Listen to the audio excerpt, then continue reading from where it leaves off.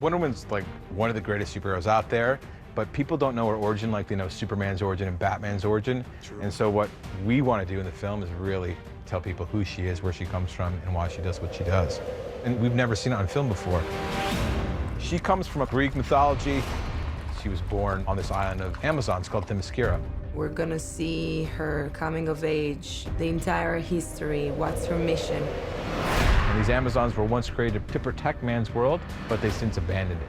And Diana is asking constantly, why don't we go do what we were created to do and protect man? And they say because they're not worth it. And this takes her on a journey into our world. Telling a story like this now is pivotal and important. The story of a very powerful woman. She's an Amazon warrior. She's the best fighter in the DC universe. She has strength and speed, and she's been training her whole life for war. Wonder Woman has been around for 75 years. Feminist cultural icon. She stands for equality, and that's really important. I think that's why people love the character. The greatest thing about Wonder Woman is how good and kind and loving she is, yet none of that negates any of her power.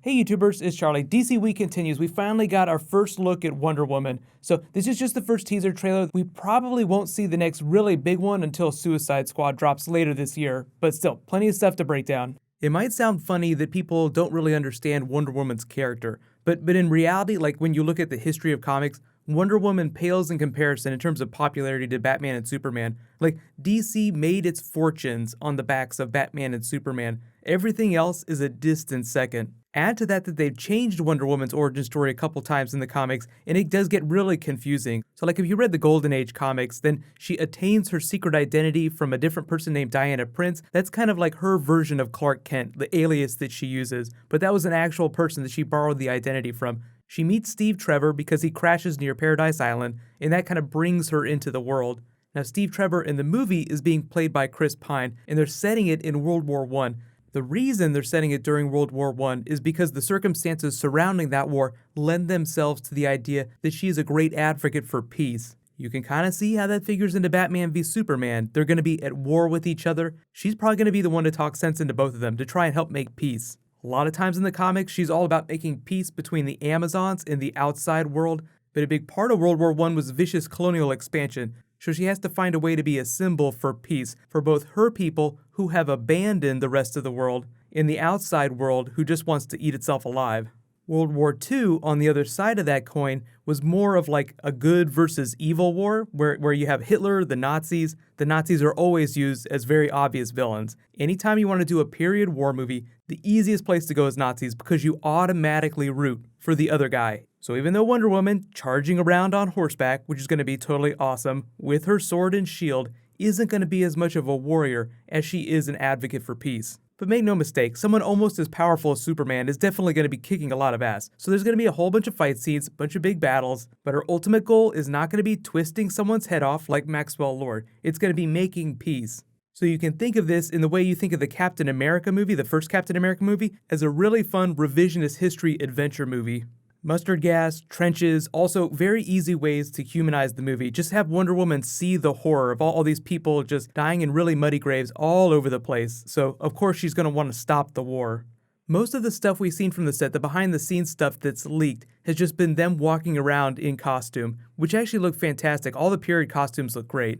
Not necessarily Nazis, but definitely fighting Germans. More awesome costumes. Totally digging her classic costume. If it looks a little bit different from what it looks like in the Batman v Superman trailers, because obviously those take place in present day, it's just because they've desaturated the Batman v Superman movie so much. I think that they're pretty close to being the same. I'm assuming the Amazonian materials that she built her costume from are just as durable as the Kryptonian suit that Superman wears. You know, maybe not quite exactly the same thing. Wonder Woman has this supernatural aspect to her, so I'm really interested to see how they weave that in, because Hippolyta's in the movie, the Amazons are in the movie. They're going to be pretty true to the comics. So we'll see if she's formed from clay or if she's born naturally from her mother. I'm really interested to see because she is part god.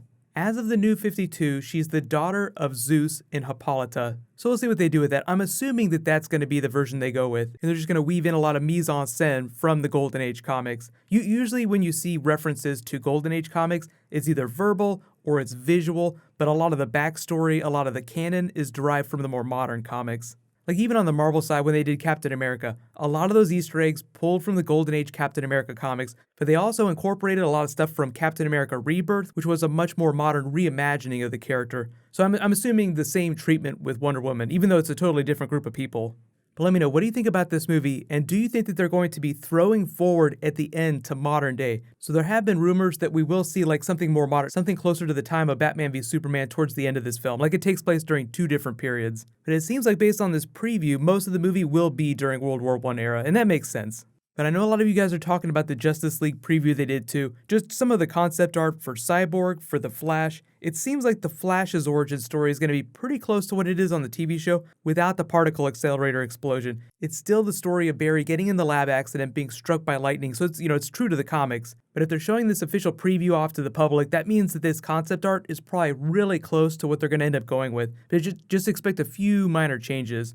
I think the next film that I'm looking forward to most, from a character that we haven't seen a lot from yet after Wonder Woman, is going to be the Aquaman movie. Jason Momoa is a badass to begin with, but just the idea, just the promise of a really badass Arthur Curry character. Kevin Smith had that funny quote where he's like, "Isn't 3/4 of the earth made up of water? That's his domain." And it's true, it's totally true.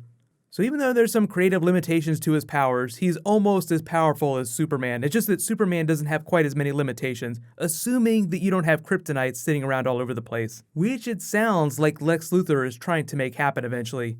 It seems like he's going to be experimenting with a lot of kryptonite in Batman v Superman, so we'll see, because it seemed like there was some weird kryptonite, some weird cosmic Justice League stuff going on in that Suicide Squad trailer, but we'll have to find out. It might all end up being mystical Enchantress stuff. Real quick reminder though, if you didn't see any of the videos that I posted today, I'm doing reverse flash ring giveaway. All you have to do to enter is be a subscriber and leave a comment on this video. I'll announce the winner whenever I post my flash video. Hopefully that'll be sometime later in the morning. It should post pretty quickly. So while you guys wait for that next video to post, if you haven't seen it yet, you can click here for the Suicide Squad trailer I just posted, and you can click here for the last Flash Arrow trailer I just posted. Thank you so much for watching, everybody. Let's high five. I'll see you guys tonight.